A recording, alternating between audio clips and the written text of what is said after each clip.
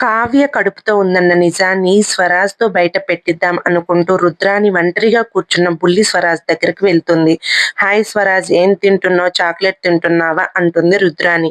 కాదు, పానీపూరి తింటున్నా అంటాడు రాజు. అమ్మో, వీడికి తెలివితేటలతో పాటు వెటకారం కూడా ఎక్కువే అనుకుంటుంది రుద్రాని మనసులో. జోక్ చాలా బాగుంది స్వరాజ్ అంటుంది.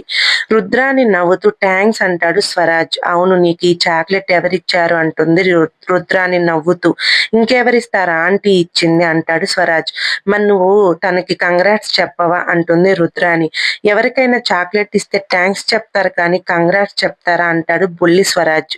చాక్లెట్ ఇస్తే కేవలం థ్యాంక్స్ చెప్తాం కానీ ఆ ఆంటీ నీ కోసం నువ్వు ఆడుకోవటానికి ఒక ఫ్రెండ్ను కూడా ఇవ్వబోతుంది కదా త్వరలో, అందుకే కంగ్రాట్స్ చెప్పవా అంటుంది రుద్రాని.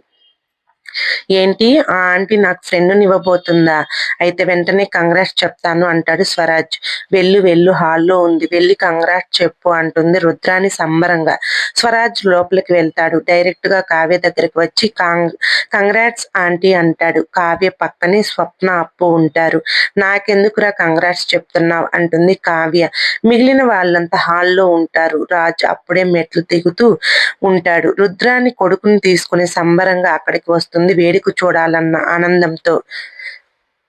అప్పుడే స్వరాజ్, నువ్వు కడుపుతో ఉన్నావు కదా ఆంటీ, త్వరలో నాకు ఒక ఫ్రెండ్ను కూడా ఇవ్వబోతున్నావు కదా, అందుకే కంగ్రాట్స్ అంటాడు.